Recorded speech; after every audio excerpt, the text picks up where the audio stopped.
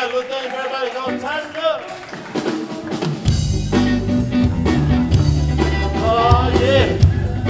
Can I get a little tighten up clothes back? I was gonna bring my granddaughter up here, but she didn't go to sleep.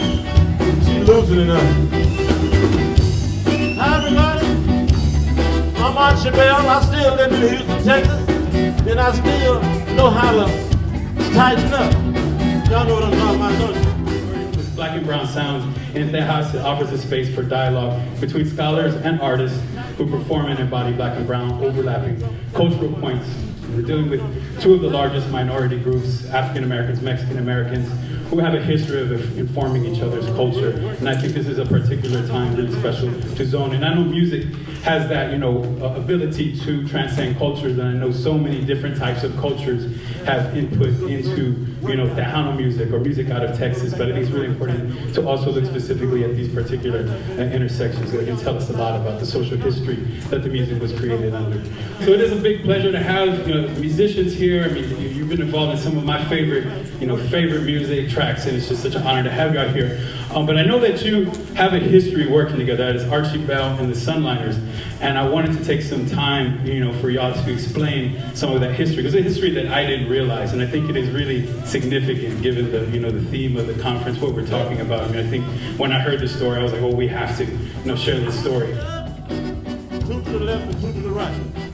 My manager in Houston, KCUH radio station, is Skipper Lee Frazier.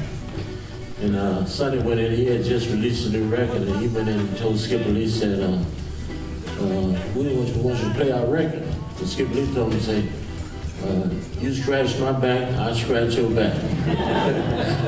He said, you take Archie on the road with us and everything, and I play the record. That's how we made our connection.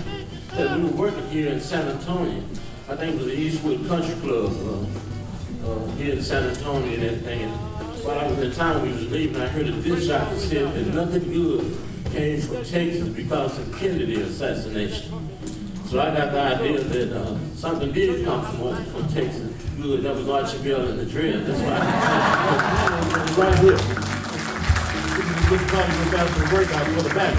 We got us to play for the Duke Peacock show, which was like unheard of for a bunch of Chicanos to go over there and do that, because it was all, we're talking about Little Junior Parker and Bobby Bland, and we came out in bright red suits with black shirts and black silk ties and black patent leather shoes, and before we hit a note there was a, yeah!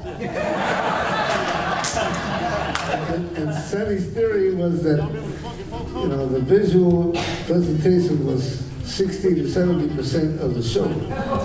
So if you look good when the curtain opened, then everybody would expect that you would sound good, and if you sounded good, then it was a done deal.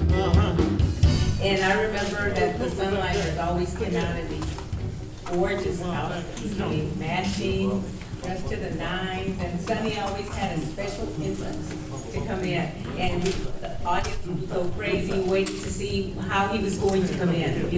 What's Sonny going to do today? I think one time he came down from the ceiling on the rope or something. He came in with a bang. So just looking back, you see all the labels inside going to all of the bands, and it's just lists and lines and lines of bands. What was going on at that time that was, creating that vibe? What do you remember, as younger men, what motivated you to play this type of music? We were thinking R&B, and then, that's domino, everybody was thinking that, so it just came, a lot of people say it came down Highway 90 from New Orleans. It did, stopped big time in Houston and Beaumont and all that, and came to San Antonio, but from San Antonio, it got mixed with us, and then it got up to LA and New Mexico and Arizona, and it's everywhere now. But that's why we mixed with Archie. Man. It wasn't a big thing about anything other than the music was good. We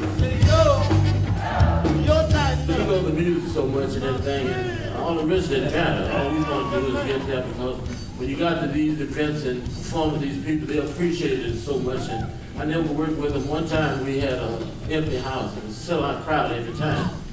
And everything. everything, but it was really, really amazing. And these guys ended up being not only band members, they ended up being my familia. You know what I'm saying? We ended up being family. We're going to talk a little bit about the award while our student assistant Johanna is passing them out.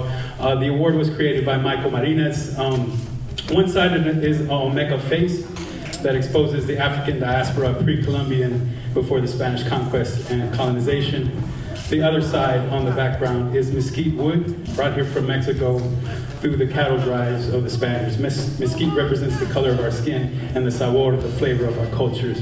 Floating at the center of the award is a Nahuatl symbol representing the heart of the earth. Martinez uses this symbol to represent the art and culture we make in the great universe. So on behalf of Mexican American Studies program at UTSA, we would like to thank you.